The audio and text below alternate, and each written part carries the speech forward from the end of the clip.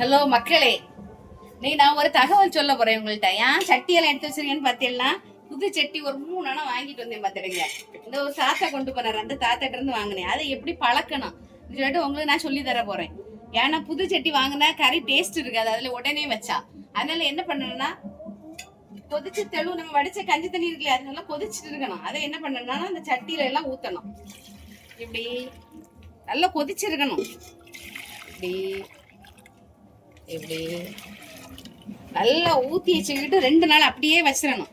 வச்ச உடனே அது வந்து கட்டி ஆயிரும் அந்த சட்டியிலலாம். அதனால அதை வலிச்சு தூர போட்டுட்டு திரும்ப ஒரு நாள் கூட ஊற்றி வச்சு திரும்ப கழுவி வெளியே தள்ளிட்டு திரும்ப கறியெல்லாம் வச்சா சும்மா டேஸ்டா இருக்கும் பார்த்துடுங்க.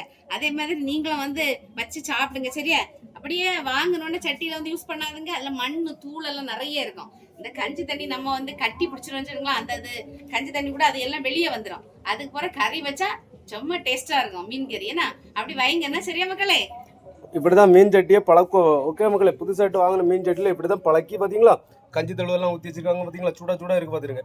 இதை ஊற்றி வச்ச முடிஞ்சுன்னா உள்ள இருக்கக்கூடிய அசடு எல்லாமே வந்துடும். அந்த மண் இருக்குது பார்த்தீங்களா, சின்ன சின்ன மண்ணெல்லாம் இருக்கும், அந்த மண் எல்லாமே வந்துடும் பார்த்துருங்க. அதனால அந்த மாதிரி வாங்கி வச்சுட்டு ஃபஸ்ட்டு பழக்கிறதுக்கு இப்படி தான். அப்போ தான் குழம்புல வந்து அந்த மண் எதுவுமே வராது, நல்லா டேஸ்டாக இருக்கும், சுவையாட்டாக இருக்கும். மீன் குழம்பு நல்லா பழம் சட்டி. ஓகே மக்களே, பிடிச்சதுன்னா சப்போர்ட் பண்ணுங்க. அப்படிதானே? ஆமா ஆமா அப்படிதான். சரியா மக்களே? அப்படி நம்ம வச்சிட்டோம்னு வைங்களா, அதுக்கப்புறம் நம்ம மீன் கறி வச்சானா செம்ம டேஸ்டா இருக்கும். ஓகே மக்களே, இது பழைய காலத்துல உள்ள மெத்தேடு. அவைகளுக்கு அம்மா சொல்லி கொடுத்தாங்களாம். அம்மா எல்லாம் சொல்லி தருவாங்க. அப்பதான் மண் எல்லாம் இருக்கும், களிமண் எல்லாம் இருக்கும், ஒட்டி இருக்குது, அதெல்லாம் வெளியே வரும். ஓகே மக்களே, தெரிஞ்ச தகவலை உங்களுக்கு தெரிஞ்சுட்டு ஆசைப்பட்டோம். ஓகே மக்களே, நீங்களும் அந்த மாதிரி ட்ரை பண்ணுங்க சரியா. சப்போர்ட் பண்ணுங்க, சப்ஸ்கிரைப் பண்ணுங்க, எங்க சேனல் வீடியோஸ் எல்லாம் மறக்காம பாருங்க. ஓகேவா, பாய்.